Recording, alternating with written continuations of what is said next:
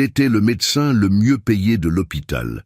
Elle gagnait 2300 € par mois et sustentait sa mère seule. Pendant 11 nuits, il a tout entendu sans dire qui il était. Jusqu'au moment où elle a prononcé les mots qui l'ont figé comme une statue dans ce couloir silencieux. Laissez un like, commentez, et entrons dans cette histoire. Antoine Moreau n'avait jamais imaginé qu'il passerait un mardi soir à 23h40 en train de changer le sac poubelle d'une salle de repos, les doigts gantés de latex bon marché, les épaules courbées sous un uniforme bleu marine qui sentait le détergent industriel. Il n'avait pas imaginé non plus que ce serait précisément là, dans cette pièce au néon trop blanc et aux chaises en plastique orange délavé, qu'il entendrait la chose la plus honnête que quelqu'un lui ait dite depuis des années. Peut-être depuis toujours. Il avait 44 ans, un appartement de 240 mètres carrés au 7e arrondissement, une clinique privée qui générait 4,5 millions d'euros par an et une liste d'attente de 6 mois que ses assistants géraient avec la précision d'un cabinet diplomatique. Son nom apparaissait dans les colonnes des journaux médicaux, dans les remerciements de 3 études publiées à Baltimore, dans les bouches des chirurgiens de sa génération quand il parlait de quelqu'un qui avait vraiment réussi. Antoine Moreau était une référence, une institution vivante. Et ce soir-là, il poussait un chariot de nettoyage dans le couloir du 6e étage du bâtiment principal du hôpital européen Georges Pompidou, une étiquette autocollante sur la poitrine gauche avec son prénom suivi d'un Monsieur Antoine M. Comme si l'initiale de son nom de famille pouvait à elle seule effacer 19 ans de médecine. L'idée venait de la directrice générale, Madame Fontaine, une femme de 60 ans aux cheveux courts et aux lunettes cerclées de métal qui gérait l'hôpital avec une rigueur que même Antoine respectait. Elle avait proposé une audit interne discrète, identifier les dysfonctionnements dans les conditions de travail des équipes de support et avait cherché des volontaires parmi les médecins seniors. Antoine s'était porté candidat immédiatement, la main levée avant que la réunion soit terminée, et Madame Fontaine l'avait regardé avec cet air légèrement surpris qu'on réserve aux gens qui font quelque chose d'inattendu. Il avait souri, avait dit que c'était important de comprendre l'hôpital dans son ensemble. Ce n'était pas entièrement faux, mais ce n'était pas non plus toute la vérité. La vérité était que chez lui, il n'y avait plus rien. L'appartement du 7e arrondissement était beau de cette façon froide que les architectes d'intérieur adorent photographier. Plafond haut, parquet en chêne clair, cuisine ouverte avec plan de travail en marbre blanc, vue sur les toits et la pointe du dôme des Invalides par temps clair. Claire, son épouse, avait choisi chaque objet avec soin. Elle était avocate d'affaires dans un cabinet international, intelligente d'une manière qui impressionnait même les gens difficiles à impressionner. Et elle était devenue, au fil des années, quelqu'un que Antoine croisait dans le couloir de leur propre appartement, avec la même sensation qu'il éprouvait en croisant un confrère dans un ascenseur. Politesse, distance et l'inexplicable sentiment que la conversation importante aurait lieu plus tard, dans un autre endroit. Jamais maintenant. Ils n'avaient pas partagé un repas assis ensemble depuis des mois, pas un vrai repas, pas celui où on pose le téléphone et on se regarde. Il avait accepté l'auditoire pour échapper à cet appartement, pour avoir une raison d'être ailleurs. Le premier jour en uniforme bleu, Antoine avait été frappé par quelque chose de précis et d'inattendu. Personne ne le regardait.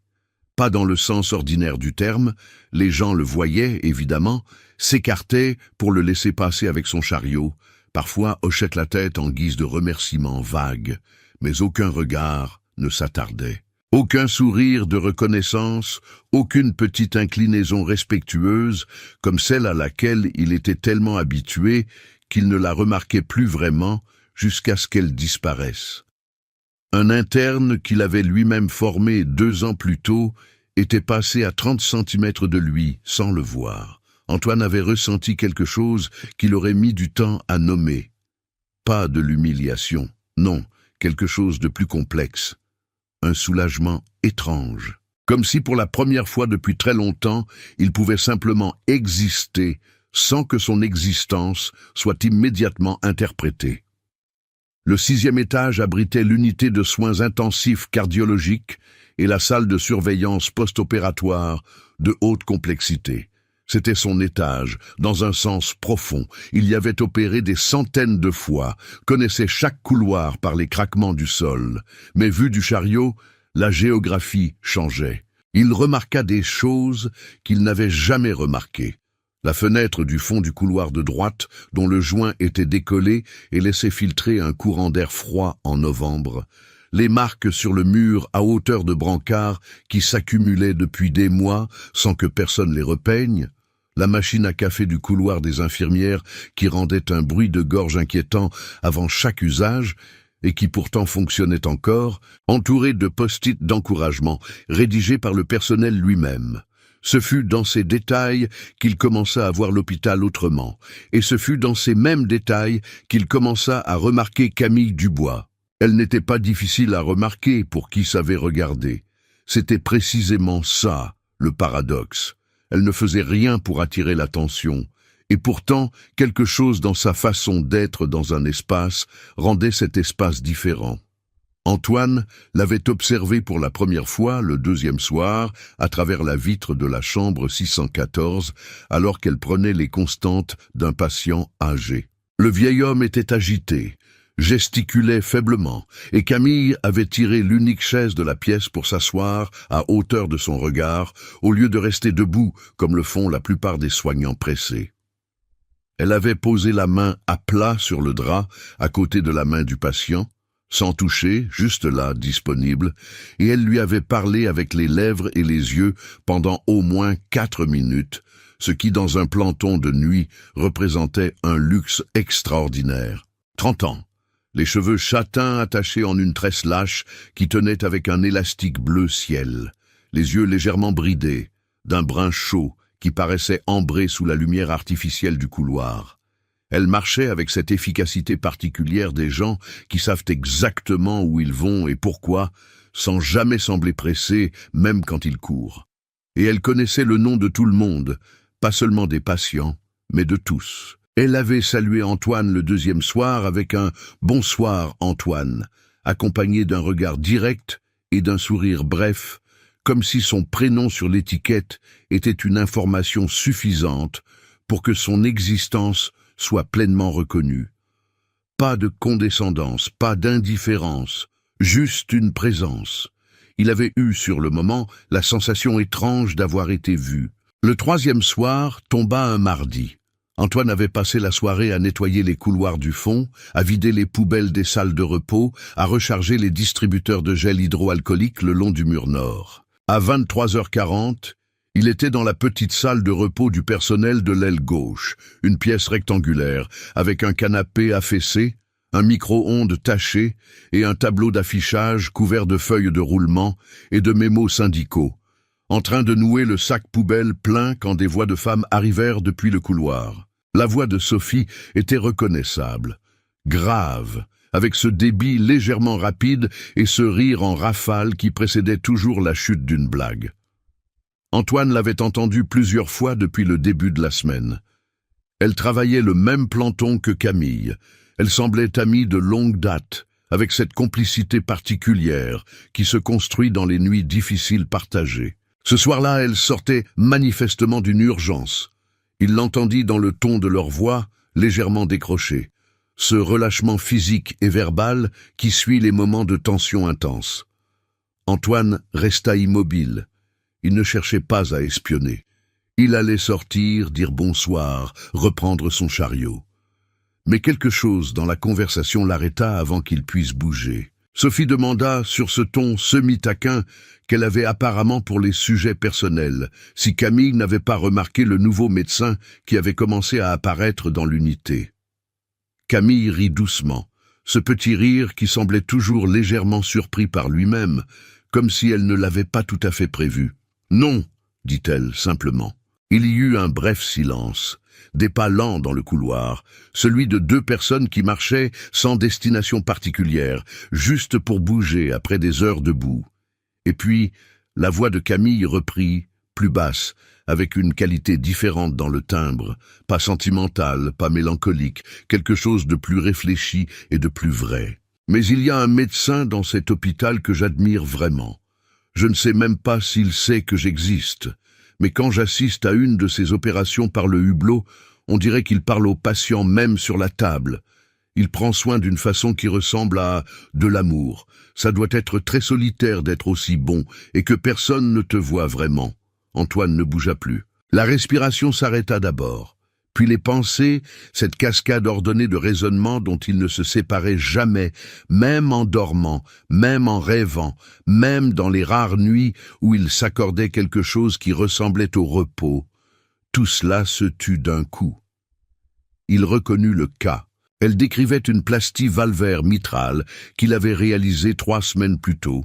Un patient de 62 ans avec une insuffisance sévère, une intervention de 6h40 pendant laquelle il avait effectivement...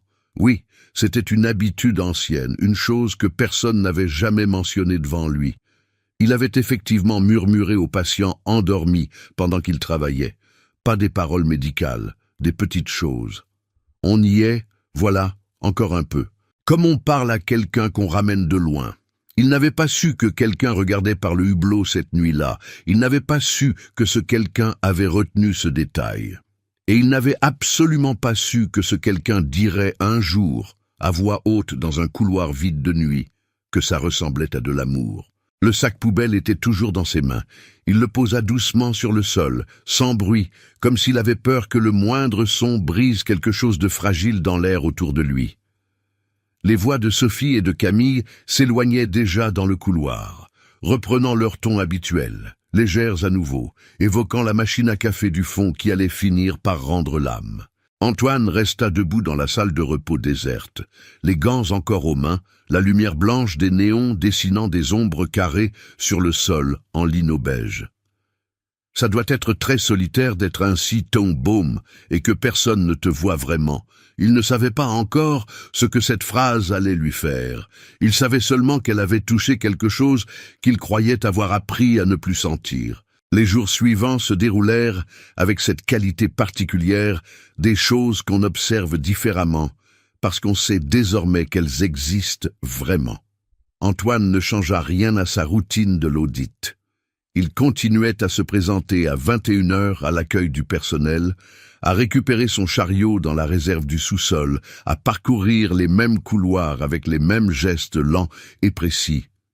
Mais quelque chose dans son regard avait changé d'angle. Il regardait Camille Dubois travailler avec une attention qu'il reconnaissait bien pour l'avoir éprouvée autrefois devant les grands chirurgiens qu'il avait formés. Cette attention particulière du quelqu'un qui comprend ce qu'il voit et qui comprend aussi, précisément parce qu'il comprend, à quel point ce qu'il voit est rare. Elle avait une façon de se déplacer dans l'unité qui n'appartenait qu'à elle. Pas la rapidité performative de certains soignants qui montrent leur efficacité en étant toujours en mouvement. C'était différent, c'était une économie de gestes qui indiquait une connaissance profonde de l'espace, du rythme de la nuit, des besoins de chaque patient, à chaque heure. Elle savait que M. Renaud, au 612, dormait mal après 2 heures et qu'un verre d'eau posé à portée de main avant minuit réduisait ses sonnettes de moitié. Elle savait que Madame Petit au 617 avait peur du silence et qu'une porte légèrement entr'ouverte sur le couloir éclairé suffisait à calmer l'anxiété nocturne sans nécessité de médicaments supplémentaires. Elle savait que le jeune homme au 619, 26 ans, post-opératoire d'une correction septale, avait honte de pleurer devant les médecins et qu'il pleurait chaque nuit entre 1h et 2h.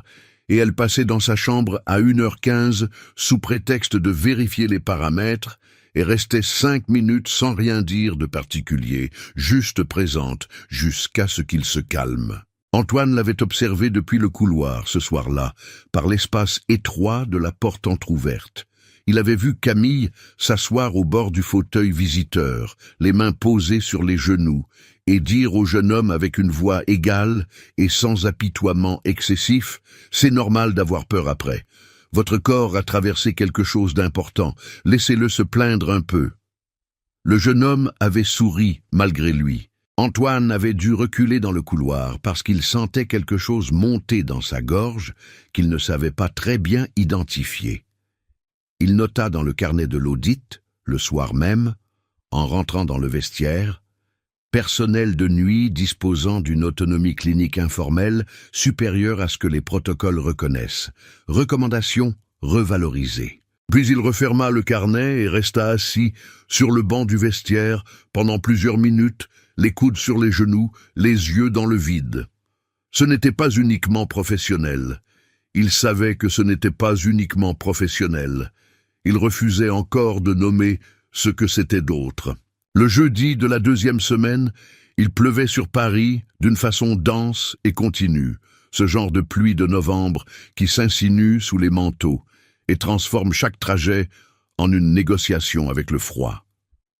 Antoine arriva à l'hôpital à 20h50, les épaules légèrement humides, et descendit directement au réfectoire du sous-sol pour prendre un café avant de commencer. Le réfectoire de nuit était une grande salle rectangulaire au néon froid, avec des rangées de tables en formica beige et des chaises empilables de couleur grise, un comptoir de self-service fermé à cette heure-là, et des distributeurs automatiques alignés le long du mur du fond, qui ronronnaient en permanence. L'odeur était celle du café réchauffé et de quelque chose de légèrement grillé qui provenait probablement d'un four laissé allumé trop longtemps. Camille était assise seule à une table du fond, face à la rangée de fenêtres qui donnait sur le niveau 1 du parking, un rectangle de béton gris éclairé par des tubes fluorescents. Elle avait ouvert sa boîte repas devant elle. Une portion de ratatouille aux couleurs profondes, aubergines et courgettes fondues dans une sauce tomate relevée dont l'arôme atteignit Antoine à 3 mètres de distance. Un blanc de poulet grillé bien doré sur le dessus et sur le côté, enveloppé dans du papier d'aluminium. Une petite tranche de fromage, qu'il mit une seconde à identifier comme un morceau de comté affiné. Il reconnut la teinte jaune paille et la croûte brune, accompagnée d'une pomme rouge posée là avec cette désinvolture, des choses qu'on emporte pour soi sans chercher à les embellir. Il prit un café au distributeur et choisit une table à 2 places de distance, assez proche pour ne pas être délibérément loin, assez éloigné pour ne pas être intrusif. Il n'avait pas de plan. Il était fatigué et la salle était presque vide, et la pluie continuait dehors. Camille leva les yeux, le vit et hocha la tête avec ce même sourire bref et direct qu'elle accordait à tout le monde, dans les couloirs. « Grosse nuit ?» dit-elle. « Ça commence ?» dit Antoine. Elle retourna à sa ratatouille. Il but une gorgée de café trop chaud. La pluie frappait par intermittence contre la vitre du parking. Un distributeur dans le fond émit un sifflement bref. Camille prit la pomme, l'examina une seconde, comme si elle calculait quelque chose, et la tendit dans sa direction sans regarder. « Je n'en veux que la moitié. Vous la voulez ?» Antoine la regarda une seconde. « C'est pour vous. »« Je sais. Je vous la propose quand même. » Il accepta. Elle sortit un couteau de poche compact de la poche de sa veste, l'ustensile pratique et sans prétention de quelqu'un qui apporte tout ce dont elle a besoin parce qu'elle a appris qu'on ne peut pas compter sur les autres pour y penser à sa place. Et coupa la pomme en 2 avec une précision tranquille. Elle lui tendit la moitié. Antoine prit la moitié de pomme d'une main et réalisa qu'il ne savait pas quand il avait mangé pour la dernière fois quelque chose qui ne venait pas d'un restaurant de livraison ou d'un plateau de réunion. Ils mangèrent quelques minutes sans parler. Ce n'était pas un silence gêné, c'était le silence de 2 personnes suffisamment fatiguées pour ne pas avoir besoin de le remplir. Ce fut Camille qui parla la première, sans préambule particulier, les yeux sur sa boîte repas. « Vous êtes là depuis combien de temps dans le service ?»« 10 jours, dit Antoine. « Vous aimez ?» Il réfléchit honnêtement à la question. « Plus que je n'aurais pensé. » Elle le regarda brièvement. « C'est dur physiquement. »« Le dos, admit-il. Et les pieds. Les chaussures ne sont pas prévues pour 12 heures debout. » Elle sourit à ça, un sourire qui indiquait qu'elle connaissait précisément le problème. « Investissez dans des semelles. Vraiment. J'ai mis 2 ans à comprendre que c'était les semelles, pas les chaussures. » Antoine nota mentalement. Pas pour lui, mais parce qu'il allait le mentionner dans le rapport sur les équipements du personnel. Puis, il réalisa qu'il était en train de faire les deux choses en même temps, le rapport et la conversation, et il décida consciemment d'arrêter le rapport pour l'instant. « Vous êtes là depuis longtemps ?» demanda-t-il. « 7 ans dans cet hôpital, 5 dans le planton de nuit. » Elle dit ça avec une neutralité factuelle, sans orgueil particulier ni amertume, juste un fait, comme une coordonnée géographique. « Vous préférez la nuit ?» Camille réfléchit. Elle avait cette façon de prendre les questions au sérieux, même quand elles ne le méritaient peut-être pas, de les considérer vraiment avant de répondre. « La nuit, l'hôpital est plus honnête, » dit-elle finalement. « Le jour, tout le monde performe un peu. Les médecins performent la confiance, les familles performent le calme. Même les patients performent d'aller mieux pour rassurer les visiteurs. La nuit, il n'y a plus personne à rassurer. Les gens sont juste comme ils sont. » Antoine resta silencieux un moment. « Et ça vous plaît? Les gens comme ils sont ?» Elle le regarda avec une légère curiosité, comme si la question lui semblait un peu étrange. « C'est pour ça que je suis infirmière, » dit-elle simplement. Il mordit dans la demi-pomme. Elle était légèrement acidulée, ferme, avec ce goût direct et propre des fruits qui n'ont pas été manipulés pour paraître parfaits. Il ne dit rien pendant quelques secondes. « Vous avez de la famille à Paris ?» dit-il. « Ma mère, à Ivry !» Elle dit ça sur ce ton légèrement différent qu'on emploie pour les choses importantes qu'on ne veut pas dramatiser. Elle ne peut pas travailler. Arthrite sévère. Je m'occupe d'elle. Seule ? Seule. Il y avait dans ce mot unique une densité qu'il entendit complètement. Pas de la victimisation. Elle ne cherchait pas la pitié, c'était évident. Ce n'était même pas dans son registre. Juste l'énoncé d'un fait qui définissait son existence depuis assez longtemps pour ne plus avoir besoin d'explications supplémentaires. « Et vous ?» dit-elle. Antoine prit une demi-seconde. « En train de me séparer ?» dit-il. « Pas d'enfant, appartement à Paris. » Il réalisa que c'était à peu près tout ce qu'il pouvait dire de sa vie sans mentir, version agent de nettoyage, et que c'était aussi, étrangement, tout ce qui lui semblait réellement pertinent à cet instant. « Je suis désolé, » dit Camille. « Ne l'étais pas, dit-il. Ça fait un moment que ça ne fonctionne plus. Parfois, on tarde juste à admettre les choses. » Elle hocha la tête lentement, sans commenter. Il y avait dans ce hochement quelque chose qui ressemblait à de la compréhension. Pas de la compréhension performée, mais celle de quelqu'un qui reconnaît une vérité parce qu'il en a connu une similaire. Ils restèrent ainsi 39 minutes. Il le sut après, en regardant l'heure sur son téléphone, en sortant du réfectoire, légèrement stupéfait. Camille lui parla du rêve de la post-graduation en réanimation néonatale. Elle dit ça avec une précision qui indiquait qu'elle y pensait depuis longtemps et avec sérieux. Pas un rêve vague, un projet concret avec un calendrier et un budget. 300 € économisés par mois depuis 3 ans. Elle avait calculé combien il lui manquait encore. Elle savait exactement quelle formation, dans quelle université, avec quels prérequis. Elle avait déjà contacté le secrétariat pédagogique 2 fois. Antoine l'écouta avec une attention qu'il ne s'était pas vu depuis longtemps. Pas l'attention du médecin qui traite l'information pour l'utiliser, l'attention du quelqu'un qui écoute parce que ce qui est dit lui importe. Quand elle finit de parler du projet, elle sembla légèrement surprise par elle-même, comme si elle avait dit plus que prévu. « Désolé, je ne parle pas souvent de ça. »« Ne l'étais pas, dit-il, et il réalisa qu'il répétait sa propre formule. Elle sourit à ça, un sourire vrai, un peu plus long que les précédents. « Comment vous vous appelez ?» dit-elle. Il s'arrêta une fraction de seconde, une fraction si brève qu'elle ne la vit probablement pas. « Antoine !» dit-il, juste ça. Elle hocha la tête, comme si un prénom seul était une réponse parfaitement suffisante. Peut-être parce que pour elle, ça l'était. Elle avait toujours traité les gens par leur prénom, pas par leur titre ni leur fonction. Un prénom était assez pour qu'une personne existe entièrement. Ils se levèrent en même temps sans se concerter. Elle referma sa boîte repas, l'emballa dans son sac avec le geste économe et précis de quelqu'un qui n'a pas d'espace à gaspiller, ni dans son sac, ni dans son appartement de 40 mètres carrés à Ivry, ni dans ses nuits de 12 heures.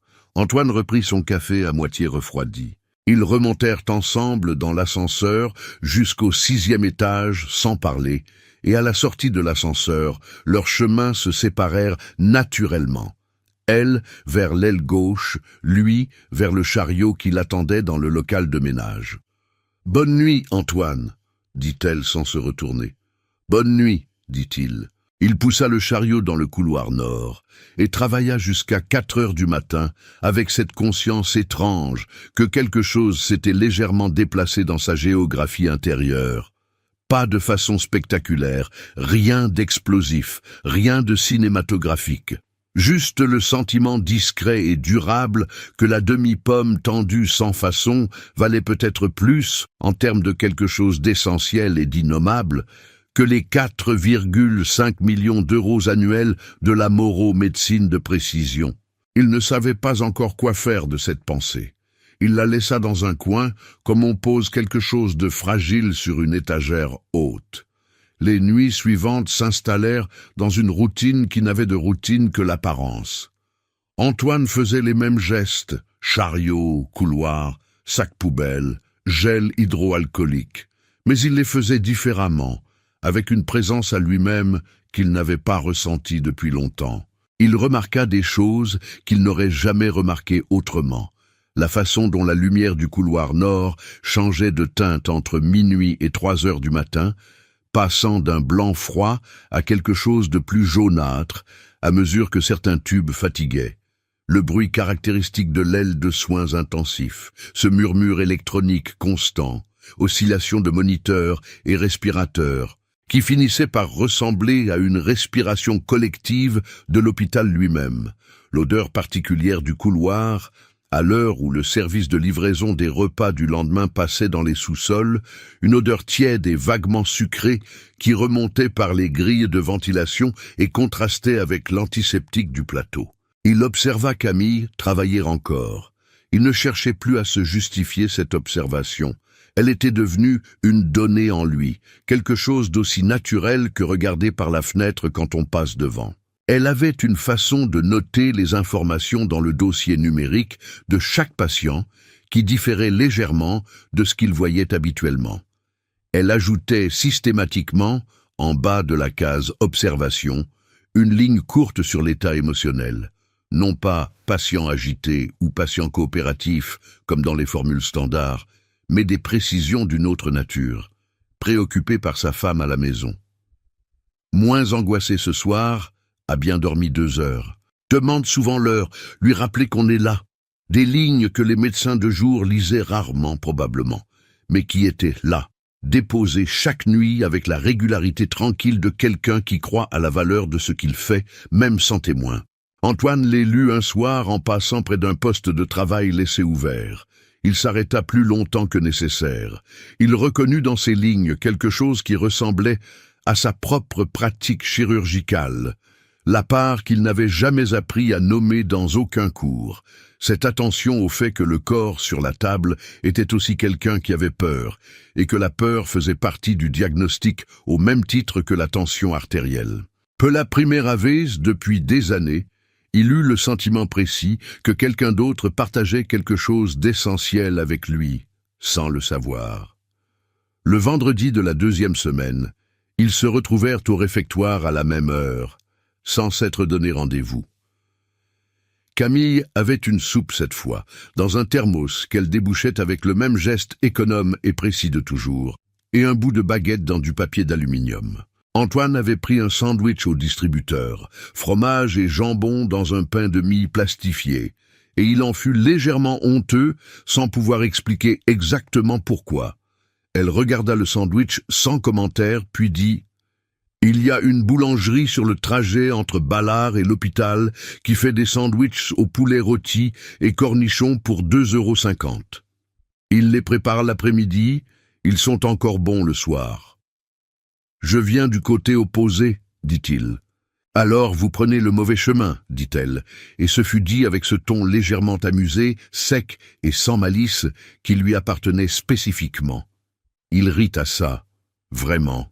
Un rire bref et spontané qui lui sortit de la poitrine avant qu'il puisse l'analyser ou le retenir. Il réalisa dans l'instant même où cela arrivait qu'il n'avait pas ri comme ça, avec cette légèreté non construite, depuis une période qu'il ne savait pas dater exactement. Camille le regarda brièvement avec cette légère attention qu'elle portait aux choses inattendues. Ils parlèrent différemment ce soir-là.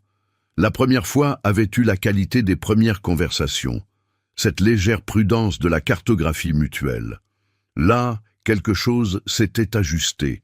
Ils parlèrent de Paris, de la façon dont la ville se comportait différemment selon les arrondissements, selon l'heure, selon le temps. Camille dit qu'elle aimait particulièrement la ligne 7 du métro à l'heure qu'elle prenait, 17 heures, parce que c'était une heure de transition où les quais mélangeaient les gens qui finissaient leur journée et ceux qui la commençaient, et qu'il y avait dans ce mélange quelque chose qui lui semblait honnête sur la façon dont la ville fonctionnait vraiment. « Vous observez beaucoup les gens, » dit Antoine. « Je suis infirmière de nuit, » dit-elle. Observer, c'est le travail. Non, dit-il, c'est plus que ça. La plupart des gens observent pour classer, vous observez pour comprendre. Elle resta silencieuse une seconde. Elle sembla légèrement surprise, comme si quelqu'un avait nommé quelque chose qu'elle savait, mais n'avait pas formulé. C'est peut-être parce que ma mère m'a appris ça, dit-elle finalement. Quand j'étais petite, elle me disait que les gens ne disent presque jamais exactement ce qu'ils ont. Ils disent quelque chose d'à côté et il faut apprendre à entendre ce qu'il y a derrière. Antoine pensa à ses patients, à la façon dont ils venaient dans son cabinet avec des mots précis sur des symptômes précis, des formulations médicalement correctes parce qu'ils avaient lu sur Internet avant de venir.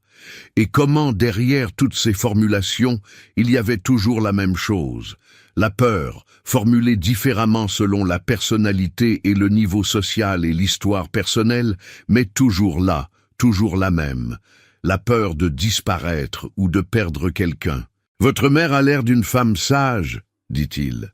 Camille sourit, un sourire plus doux que les précédents, avec quelque chose de mélancolique dans les coins. Elle laisse. Même quand elle souffre, elle est plus sage que moi. Elle s'arrêta un moment. L'arthrite lui prend les mains maintenant. Elle faisait de la couture, des nappes, des rideaux. Elle réparait les vêtements du quartier pour arrondir les fins de mois. Elle ne peut plus. Elle dit ça avec une précision factuelle qui rendait la chose plus douloureuse que ne l'aurait fait n'importe quel tremblement dans la voix. Elle ne se plaint jamais. C'est presque pire. Antoine ne répondit pas immédiatement. Il perçut, dans ce silence de sa part, quelque chose qui commençait à lui peser. Une conscience de tout ce qu'il pouvait faire pour Madame Elisabeth Dubois avec un seul coup de téléphone, un encaminamento, un contact dans un service de rhumatologie que fréquentaient ses collègues depuis des années. Il pouvait faire ça. Il le savait exactement. Et il ne pouvait pas le faire, pas maintenant, pas comme ça, pas sans révéler qui il était, et il n'était pas prêt à révéler qui il était, parce qu'il n'avait pas encore compris ce que cela changerait. Non era lâcheté, era quelque chose de plus complexe, quelque chose qui ressemblait à la peur de rompre le seul espace où quelqu'un lui parlait, sans calculer ce qu'il représentait. « Elle s'appelle comment, votre mère ?» dit-il. « Elisabeth, » dit Camille. Madame Elisabeth Dubois, 65 ans, arrondissement de Ivry-sur-Seine.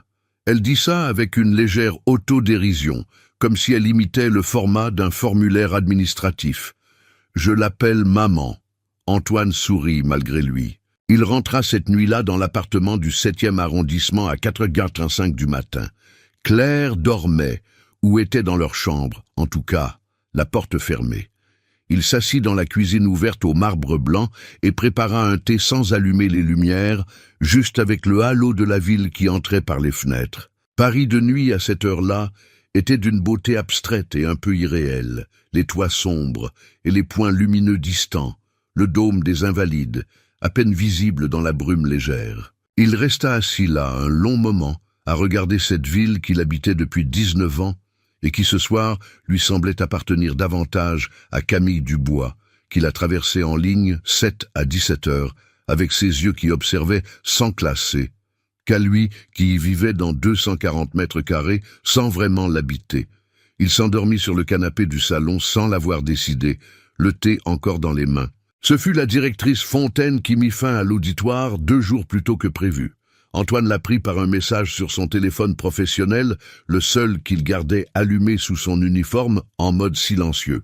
Le mardi matin de la 11e nuit. Fontaine écrivait que l'un des chefs de service avait identifié Antoine dans un couloir et en avait parlé à 2 collègues, que la couverture ne tenait plus et qu'il était inutile de prolonger ce qui devenait une source de malentendus potentiels. Elle le remerciait chaleureusement et lui demandait de remettre le rapport préliminaire en fin de semaine. Antoine lut le message 2 fois. Puis il regarda l'heure. 22h17. Il était déjà dans l'hôpital, en uniforme, à mi-chemin de sa dernière nuit. Il pensa immédiatement à Camille. Pas au rapport, pas à la directrice, pas à ses collègues médecins qui savaient maintenant, à Camille. Pour qu'elle allait savoir aussi, il n'y avait aucun doute là-dessus. Les nouvelles circulaient dans l'unité de nuit à une vitesse que les intranets administratifs ne pouvaient pas égaler. Et quand elle saurait, elle repenserait à tout ce qu'elle avait dit. À la phrase du couloir, le premier soir, à la conversation du réfectoire, à la mère Elisabeth, à tout ce qu'elle avait laissé venir sans défense parce qu'elle parlait à Antoine M., agent de nettoyage en cours de séparation, et non pas au docteur Antoine Moreau, cardiologue socio-fondateur, dont le nom ornait la façade d'une clinique privée à 4,5 millions d'euros annuels. Il voulut aller la trouver, lui dire lui-même maintenant, avant que Sophie ou quelqu'un d'autre ne le fasse. Il fit 2 pas dans le couloir de l'aile gauche et s'arrêta. Il ne savait pas quoi dire. Pas dans le sens pratique du terme, les mots auraient pu venir. Il était médecin, habitué à annoncer des nouvelles difficiles avec précision et tact. Mais il y avait dans cette situation particulière une asymétrie qui le paralysait. Il savait des choses d'elle qu'elle ne lui avait pas données à lui, mais à un homme qui n'existait pas. Et la question de ce que cela signifiait, pas professionnellement, pas légalement, mais dans ce registre plus intime et moins nommable, cette question-là, il n'avait pas encore de réponse. Il retourna dans le local de ménage et finit son service en silence. Ce fut le lendemain soir, à 21h30, qu'il entendit des pas dans le couloir de la salle où il rangeait le matériel. Des pas qu'il reconnut immédiatement à leur cadence, cette économie de mouvement particulière. La porte s'ouvrit. Camille entra. Elle ferma la porte derrière elle avec une précision délibérée, sans bruit, mais sans hésitation non plus. Elle était en tenue de service, les cheveux toujours en tresse, les yeux calmes d'une façon qui n'excluait pas quelque chose de plus difficile en dessous. Elle le regarda. Il la regarda. Il y eut un silence de quelques secondes qui n'était pas un silence de gêne. C'était un silence de gens qui savent qu'ils vont dire des choses importantes et qui prennent le temps de les dire correctement. « J'ai appris hier soir, dit-elle. La voix était basse, ferme, sans tremblement ni éclat. Sophie m'a dit qui vous êtes. » Antoine ne dit rien. Il n'y avait rien à dire dans ce moment-là qui aurait été utile, et il le savait. « J'ai dit des choses que vous avez entendues sans me dire qui vous étiez, dit-elle. Elle resta debout, à 2 mètres de lui, les bras le long du corps. C'était mal de votre part. Oui, dit-il. Juste ça. Pas d'explication, pas de contexte, pas de justification qui aurait pu sonner comme une tentative d'atténuer. Juste l'accord complet, immédiat, sans condition.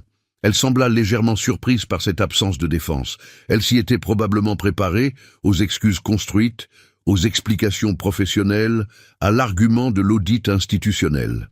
Antoine ne lui donna rien de tout ça. « Vous avez raison, dit-il, complètement. Mais ce que vous avez dit ce soir-là dans le couloir était la chose la plus honnête que quelqu'un m'ait dite depuis des années. Et j'ai eu peur que vous cessiez d'être honnête si vous saviez qui j'étais. » Camille le regarda un long moment. Un regard qui n'était ni tendre ni dur, un regard qui évaluait, qui mesurait quelque chose qu'elle seule savait peser. Et maintenant que vous savez que je sais. Silence. Antoine prit le temps de répondre honnêtement, parce que c'était la seule chose qui lui semblait encore possible dans cette pièce. Maintenant, c'est vous qui décidez si ça vaut encore la peine de me voir. Camille resta immobile une seconde. Puis, elle se retourna, ouvrit la porte et sortit dans le couloir sans répondre. Ses pas s'éloignèrent dans la direction de l'aile gauche, régulier, économe, exactement comme toujours. Antoine posa la main à plat sur l'étagère métallique devant lui. Il sentait le métal froid sous sa paume. Dehors, dans le couloir, le bruit habituel de l'unité reprenait ses droits. Moniteur, voix lointaine, le sifflement bref d'un distributeur quelque part. Il ne savait pas ce qu'elle avait décidé. Il savait seulement qu'il avait dit la vérité, pour la première fois depuis longtemps, sans calcul ni stratégie, et que cette vérité était maintenant entre ses mains à elle, et que c'était exactement là où elle devait être. Les 3 semaines qui suivirent eurent la texture particulière des périodes de vie qu'on traverse avec une conscience aiguë de leur importance, sans pouvoir en modifier le cours. Antoine reprit son jaléco blanc, ses réunions de staff, ses consultations au cabinet du 16e arrondissement, sa liste d'attente de 6 mois et ses articles à relire pour publication. Il reprit tout ça avec les gestes exacts qu'on attend de lui, avec la précision et l'autorité tranquille qui définissaient le docteur Moreau aux yeux de ses confrères et de ses patients. Mais quelque chose en lui s'était légèrement déplacé, comme un os qui a été remis en place après une longue période de mauvais alignement. Pas douloureux, pas spectaculaire, mais profondément différent dans la façon dont le poids se répartissait. Il remit le rapport d'audit à la directrice Fontaine un vendredi après-midi. 22 pages, précises et documentées, avec des recommandations concrètes sur les équipements du personnel de nuit, les semelles orthopédiques, la machine à café du couloir nord, le joint de fenêtre du fond, la revalorisation des compétences cliniques informelles des infirmières de nuit. Fontaine le lut en diagonale et dit que c'était excellent, comme toujours. Antoine hocha la tête. Il ne lui dit pas que les 22 pages avaient été écrites en grande partie pour une seule personne, même si cette personne ne les lirait jamais. Il ne revit pas Camille pendant ces 3 semaines. Il savait qu'elle travaillait. Il vérifiait, sans vouloir se l'admettre clairement, les plannings affichés sur l'intranet de l'unité que les médecins seniors pouvaient consulter. Elle était là, ses plantons de nuit, réguliers comme toujours, mardi, mercredi, jeudi, vendredi. Mais il ne monta pas au 6e étage sans raison médicale légitime, et les raisons médicales légitimes ne l'emmenaient pas dans les couloirs où elle travaillait à ces heures-là. Il pensait à elle différemment selon les moments de la journée. Le matin, dans le bureau vitré du cabinet, il pensait à la précision de son observation, à ses lignes dans le dossier patient, préoccupé par sa femme à la maison, demande souvent l'heure. Il pensait à ce que la médecine perdait en n'institutionnalisant pas ce type de données, à combien de diagnostics tardifs auraient pu être évités si quelqu'un avait noté plus tôt le changement d'état émotionnel. C'était la façon dont son cerveau professionnel traitait Camille Dubois, et c'était réel et légitime. Mais ce n'était pas tout. La nuit, dans l'appartement du 7e où Claire et lui coexistaient maintenant avec la politesse formelle de 2 personnes qui ont admis en silence que les papiers de séparation étaient une question de temps et non de principe. La nuit, Antoine pensait à la demi-pomme, à la façon dont elle l'avait tendue, sans cérémonie, sans attendre de remerciements, sans en faire un geste. À sa voix dans le couloir ce premier soir, ce doit être très solitaire d'être aussi bon et que personne ne te voit vraiment. Dit sans savoir qu'il était là, sans aucune intention autre que l'honnêteté spontanée d'un moment de fatigue partagé avec une collègue.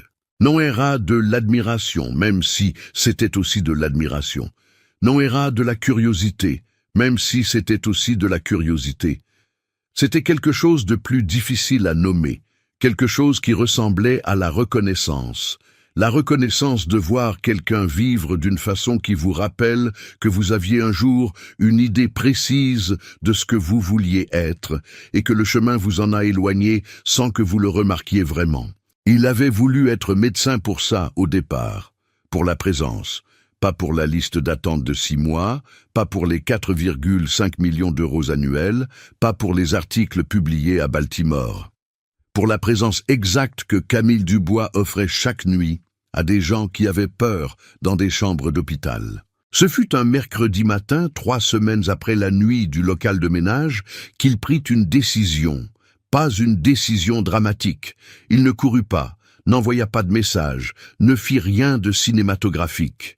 Il alla dans la réserve de son cabinet, trouva le dossier des partenariats institutionnels de la fondation de l'hôpital et passa 1 heure à lire les critères d'attribution des bourses partielles pour le personnel soignant, inscrit en formation continue. Puis il appela Madame Guérin, la responsable administrative de la fondation, et lui posa des questions précises sur les modalités d'instruction d'un dossier. Madame Guérin répondit avec la précision d'une fonctionnaire qui appréciait les interlocuteurs, qui lisaient les documents avant de téléphoner. Quand il raccrocha, il resta assis dans son fauteuil de cuir noir à regarder le plafond du bureau quelques secondes. La première fois depuis des mois, il avait fait quelque chose qui ne lui coûtait rien et qui valait pourtant beaucoup.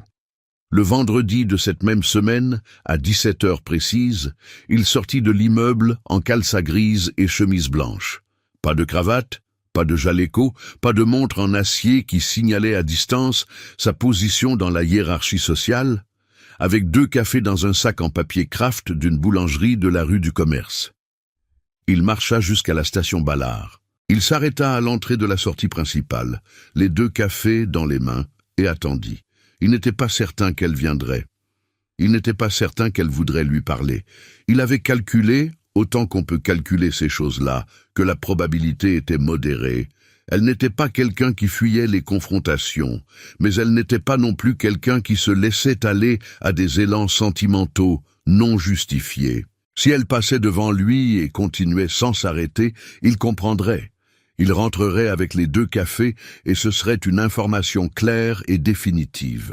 La sortie de métro déversa un flot de gens à 17h08. Antoine les observa défiler avec cette attention qu'il avait développée pendant les 11 nuits de l'audit. Non plus le regard distrait de quelqu'un qui attend, mais le regard de quelqu'un qui regarde vraiment. Une femme âgée avec un cabas à roulettes, un lycéen avec des écouteurs, un homme en bleu de travail qui consultait son téléphone, 2 enfants qui descendaient les marches en courant devant une mère épuisée. Et puis Camille.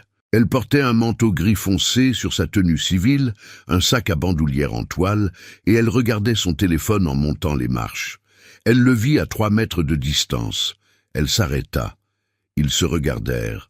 Antoine tendit un des cafés dans sa direction. « Je peux marcher jusqu'à l'hôpital avec vous ?» Camille baissa les yeux sur le café. Sur lui. Sur le café à nouveau. Il y avait dans son regard quelque chose qui n'était pas de la méfiance. C'était une évaluation précise.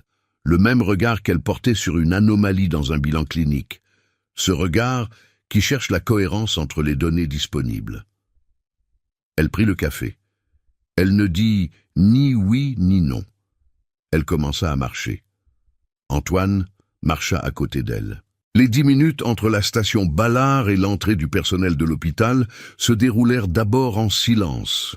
Un silence différent de ceux du réfectoire, plus tendu dans ses premières secondes, puis qui se détendit progressivement, comme un muscle qu'on apprend à relâcher. La rue était ordinaire et belle, de cette beauté banale des rues parisiennes en fin d'après-midi de novembre. Trottoir mouillé d'une pluie récente, odeur de pain chaud venant d'une boulangerie sur la gauche, les dernières feuilles jaunes des platanes collées sur le bitume. Ce fut Antoine qui parla le premier, et il parla d'une façon qu'il n'avait pas planifiée précisément. Il avait su ce qu'il voulait dire, mais pas exactement comment. Et les mots vinrent dans un ordre légèrement différent de celui qu'il avait envisagé, plus direct, moins construit. « Je suis né à Limoges », dit-il. Camille le regarda de côté sans ralentir. « Mon père était camionneur, ma mère faisait de la couture pour les gens du quartier. » Il fit une pause. « Comme votre mère. » Camille ne dit rien, mais il sentit quelque chose changer légèrement dans la façon dont elle portait ses épaules. J'ai quitté Limoges à 18 ans avec une bourse et une valise, et la certitude absolue que je ne reviendrai pas vivre avec si peu de marge. J'ai passé 26 ans à construire quelque chose d'aussi loin de cette rue de Limoges que possible. L'appartement du 7e, le cabinet, le nom sur la façade. Il but une gorgée de café. Et quelque part dans ce processus, j'ai arrêté de me souvenir pourquoi j'avais voulu faire médecine au départ. Il marqua une pause. Ce n'était pas pour la façade. C'était parce que mon père avait eu un infarctus à 42 ans, dans sa cabine, sur une nationale quelque part entre Limoges et Bordeaux, et que le médecin qui l'avait pris en charge aux urgences de Périgueux avait passé 20 minutes assis sur le bord du lit à lui parler avant et après l'intervention. Juste à lui parler, comme si mon père était quelqu'un dont l'intérieur importait autant que la coroner. Il dit ça sans regarder Camille. Il regardait le trottoir devant lui, les feuilles collées sur le béton mouillé. Mon père a survécu. Il a dit, après, que c'était à cause du médecin, pas de l'intervention, enfin pas uniquement, à cause du médecin qu'il avait regardé comme une personne. Silence. Vous avez dit que quand vous me voyiez opérer par le hublot, ça ressemblait à de l'amour. Vous aviez raison. Il marqua une autre pause, courte. C'est parce que sur la table, je n'oublie jamais que de l'autre côté du champ opératoire, il y a quelqu'un que quelqu'un aime, quelque chose que mon père m'a appris sans le savoir, ce médecin de Périgueux à 42 ans sur une nationale. Il leva les yeux. Mais je sors de la salle et j'oublie. Depuis des années, je sors de la salle et j'oublie complètement. Camille s'arrêta. Pas parce qu'elles étaient arrivées, il restait encore 200 mètres jusqu'à l'entrée du personnel.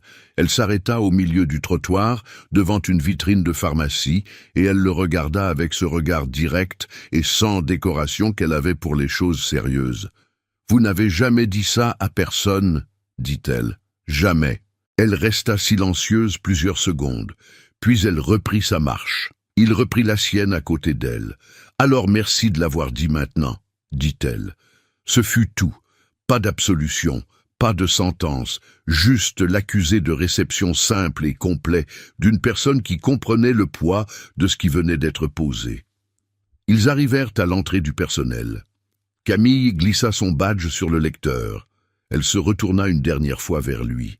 « Le café était bon, » dit-elle. « La boulangerie de la rue du Commerce, » dit-il. « Je connais. » Elle fit un signe de tête discret et entra dans l'hôpital. Antoine resta sur le trottoir encore quelques secondes, son café dans la main, la porte d'entrée du personnel qui se refermait doucement. La nuit de novembre commençait à tomber sur Paris, ce crépuscule précoce qui pressait la lumière du jour depuis les toits vers les rues, cette lumière de fin d'après-midi qui rendait les façades couleur de miel froid. Peu la première fois depuis des années, peut-être depuis la dernière intervention chirurgicale où il avait encore eu l'impression de faire quelque chose qui comptait absolument, il ressentit quelque chose qui n'était pas de la satisfaction professionnelle ni de la reconnaissance sociale, quelque chose de plus modeste et de plus profond, quelque chose qui ressemblait approximativement et imparfaitement à être à sa place. Ce qui se construisit dans les mois suivants n'avait pas de nom précis, et c'était peut-être pour ça que ça tenait. Les choses qu'on nomme trop tôt ont tendance à se rigidifier sous le poids du mot avant d'avoir eu le temps de trouver leur forme réelle.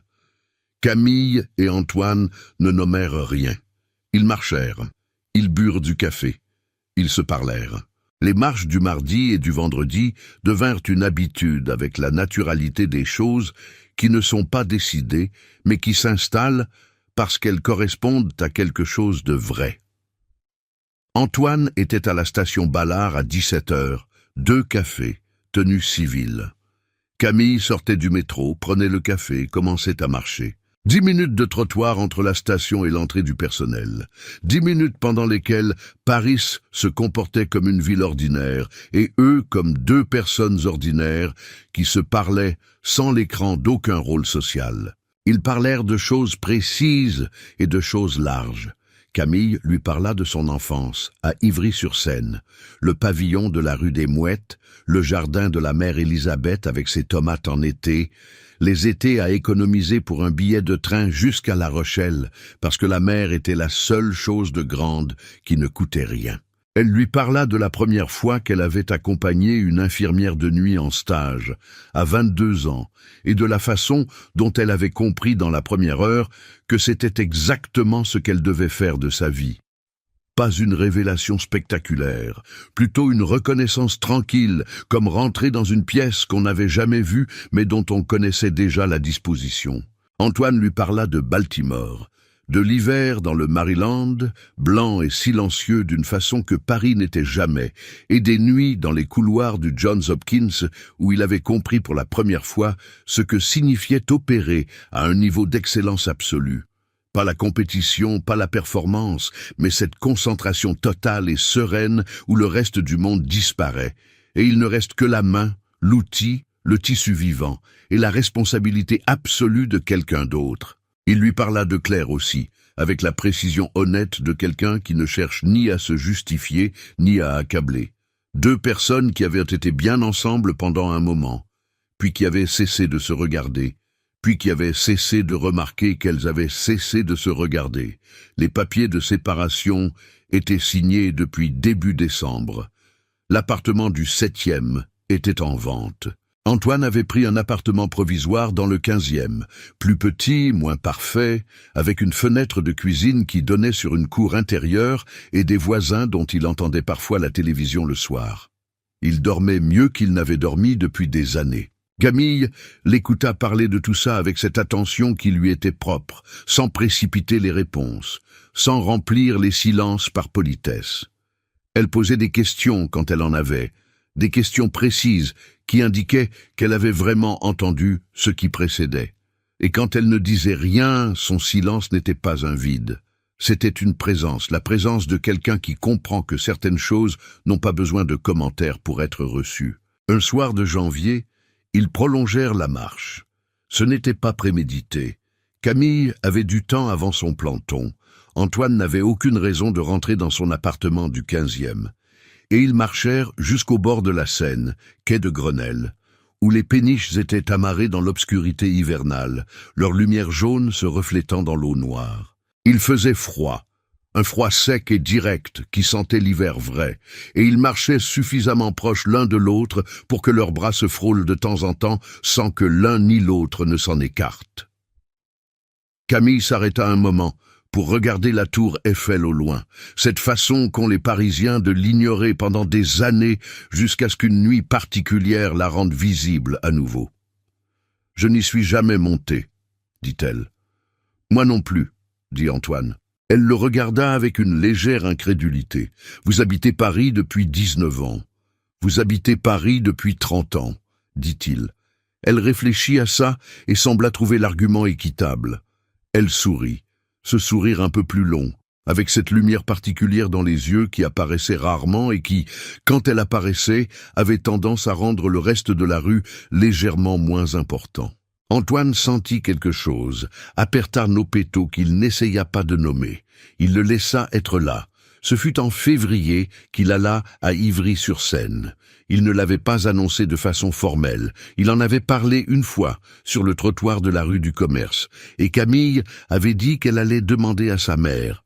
Puis le samedi suivant, elle l'avait regardé avec ce regard évaluateur et avait dit « samedi prochain, 15 heures », comme on fixe une consultation. Ce qui, au fond, était exactement ce que c'était. Le pavillon de la rue des Mouettes était petit, propre et chaud, avec ce genre de chaleur domestique qu'on ne reproduit pas dans les décorateurs d'intérieur. Une chaleur qui venait des objets accumulés avec soin sur des étagères basses, d'un canapé en velours bordeaux légèrement usé aux accoudoirs, d'une nappe à carreaux rouges sur la table de cuisine, et de l'odeur de soupe aux poireaux qui venait de la casserole sur le feu. Madame Élisabeth Dubois l'accueillit debout, dans l'embrasure de la porte, une femme de 65 ans, aux cheveux blancs coupés courts, aux yeux exactement de la même couleur ambrée que ceux de sa fille, avec dans le maintien cette dignité particulière des gens qui ont appris à tenir debout malgré la douleur, parce que tenir debout est leur façon de protéger ceux qu'ils aiment. Antoine vit immédiatement les mains.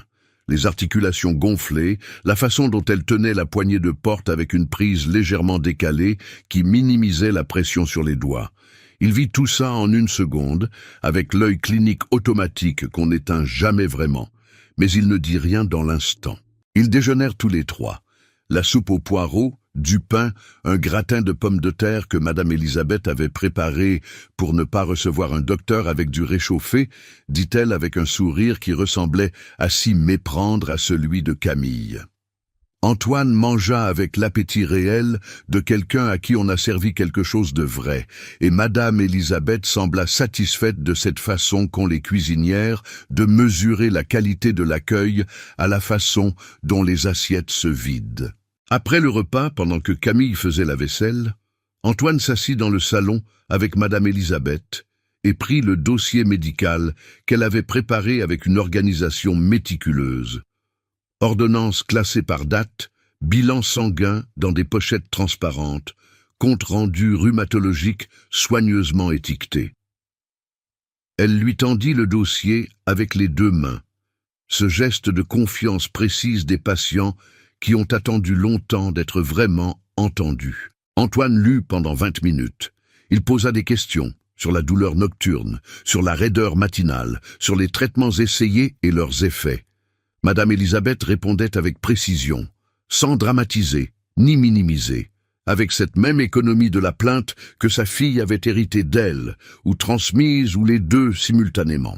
Quand il leva les yeux du dossier, il dit doucement « Votre traitement actuel est correct, mais il y a un ajustement possible qui pourrait améliorer la douleur nocturne de façon significative. » Et il y a un rhumatologue spécialisé dans les formes sévères d'arthrite rhumatoïde à l'hôpital Cochin, le professeur Marchand, qui a des résultats très bons avec des patients avec votre profil. Je peux faire un encaminamento dans le système de santé publique, ça ne coûtera rien au-delà des tickets modérateurs habituels. Madame Elisabeth le regarda un long moment. Camille essaie depuis 2 ans d'avoir un rendez-vous avec un rhumatologue compétent, dit-elle. Je sais, dit Antoine simplement. Elle hocha la tête. Pas de larmes, pas d'effusion, juste cette acceptation tranquille de quelqu'un qui a appris depuis longtemps à recevoir l'aide quand elle est réelle et à reconnaître la différence. Ce fut 3 semaines plus tard que Camille découvrit l'encaminamento.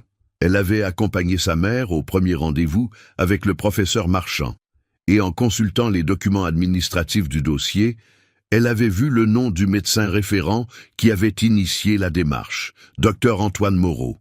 Elle n'avait rien dit pendant le rendez-vous. Elle avait raccompagné sa mère à Ivry-sur-Seine. Elle avait pris le métro jusqu'à la station Ballard et était entrée dans l'hôpital 2 heures avant son planton.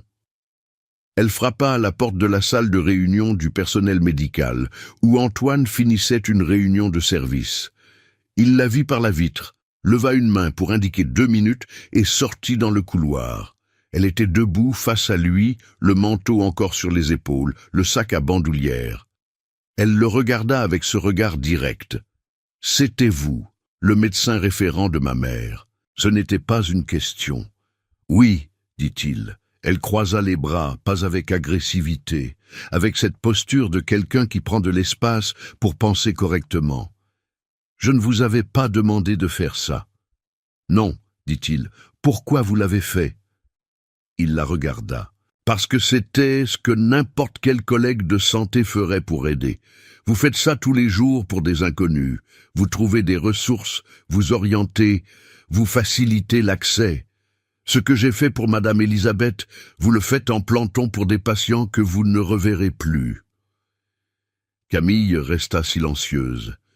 Il y avait dans son regard quelque chose qui travaillait, qui cherchait l'angle de la contradiction pour la tester, et qui ne la trouvait pas tout à fait. « Ce n'est pas pareil, dit-elle finalement. Pourquoi ? Parce que vous la connaissez, parce que vous me connaissez. Ça devrait m'empêcher d'aider ? » Silence. « Non, dit-elle. Elle déplia les bras lentement. « Mais ça rend les choses plus compliquées. »« Oui, dit Antoine. Je sais. » Ils restèrent là quelques secondes dans ce couloir avec le bruit habituel de l'hôpital autour d'eux.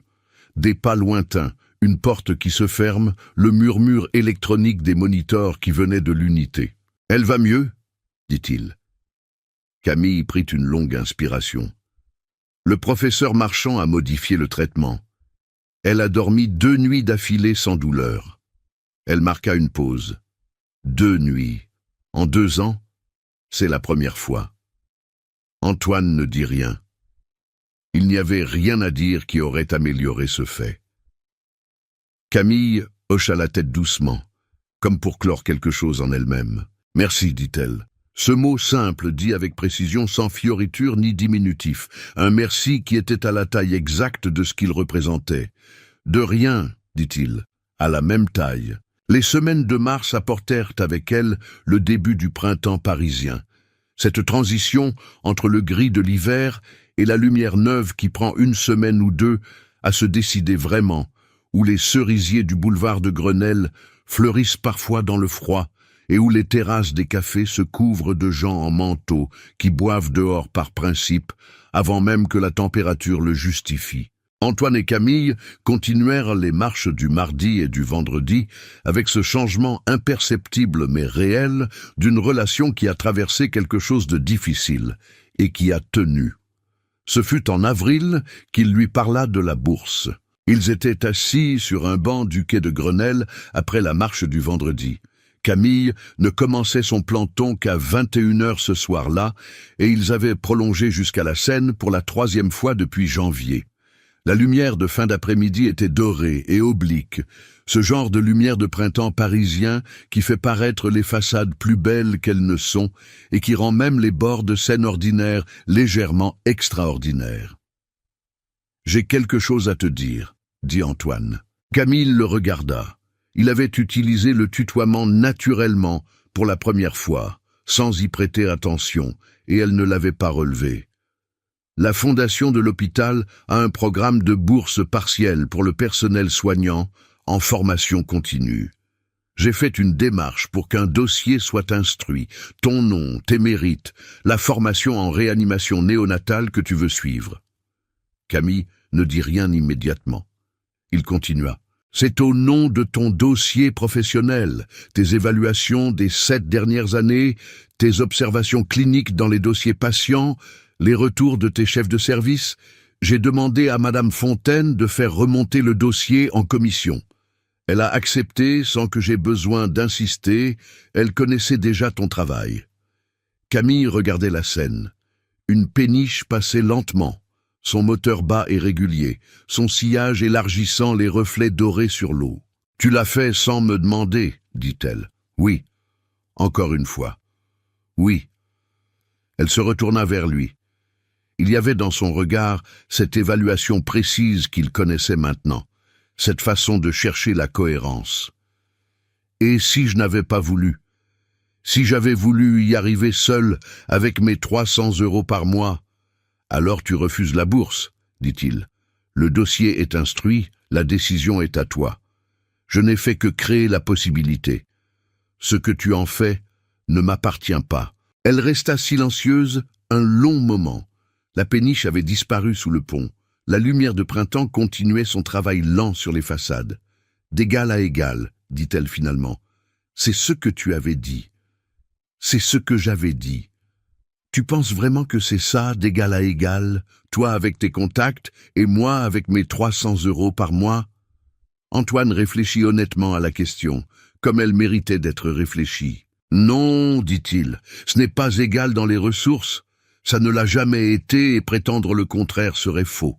Mais d'égal à égal dans ce qui compte, dans la valeur du travail, dans le droit d'y accéder, dans ce que tu apportes que personne d'autre n'apporte. » Il marqua une pause. « Tu mérites cette formation, pas parce que je le dis, parce que c'est vrai. Ton dossier parle seul. » Camille garda les yeux sur la scène encore quelques secondes. Puis elle hocha la tête lentement, avec cette acceptation qui n'était pas de la capitulation, mais de la lucidité. « D'accord, dit-elle. » Ce fut tout. Pas de larmes, pas d'élan dramatique. Juste ces 2 mots posés là, avec la même précision qu'elle mettait dans tout ce qu'elle faisait. 1 an après la nuit du couloir, par un mardi de novembre, aux feuilles de platane qui recouvraient les mêmes trottoirs mouillés, Camille poussa la porte du bâtiment administratif de l'université avec son dossier d'inscription sous le bras. La bourse partielle de la fondation couvrait 60% des frais. Ses économies de 3 ans couvraient le reste. Elle s'inscrivit en formation de spécialisation en réanimation néonatale pour la rentrée de janvier. Antoine attendait dehors, sur le trottoir, les mains dans les poches d'une veste en laine. Pas de Jaleco, pas de montre visible, pas de voiture garée en double fil. Juste lui, debout sur le trottoir, dans le froid de novembre. Elle sortit du bâtiment avec le récépissé d'inscription dans la main. « C'est fait », dit-elle. Il sourit. Un sourire simple. Le sourire de quelqu'un qui est content pour une raison qui lui appartient profondément et qui n'a pas besoin d'être exprimée autrement. « D'égal à égal », dit-il. Camille le regarda un moment et quelque chose dans son regard céda légèrement. Pas la dignité, jamais la dignité, mais cette garde résiduelle qu'on garde par précaution longtemps après que la précaution est encore nécessaire. Elle prit son bras comme ça, naturellement, la main au creux du coude, et ils commencèrent à marcher. Paris était froide et belle autour d'eux, avec ses trottoirs mouillés et ses odeurs de café et ses platanes aux dernières feuilles. Ils marchèrent sans destination particulière pendant un long moment, sans parler beaucoup, avec ce silence des gens qui n'ont plus besoin de remplir l'espace entre eux pour prouver que quelque chose existe. Et là, dans cette rue ordinaire de Paris, 2 tasses de café encore chaudes dans les mains, les feuilles de novembre collées sur le bitume et la ville qui poursuivait son bruit de fond patient et indifférent, Antoine comprit que c'était ça, la richesse. Pas l'appartement du 7e en marbre blanc, pas la liste d'attente de 6 mois, pas le nom sur la façade du 16e arrondissement. C'était quelqu'un à côté de soi qui vous avait vu avant de savoir qui vous étiez. C'était une demi-pomme tendue, sans cérémonie. C'était la vérité dite dans un couloir vide à 23h40 par quelqu'un qui ne savait pas qu'on écoutait. C'était 10 minutes de trottoir entre Ballard et une entrée de personnel, 2 cafés, et le droit de se souvenir d'où l'on vient sans en avoir honte. C'était la présence, c'était la simplicité, c'était ce geste d'un médecin de Périgueux, assis au bord d'un lit, qui avait tout changé sans jamais le savoir, transmis de père en fils, à travers les années et les kilomètres, et les façades et les uniformes, jusqu'à cette rue, cette femme, ce matin de novembre, où Antoine Moreau comprit enfin qu'il était revenu, après 26 ans, exactement à l'endroit où il avait toujours voulu être.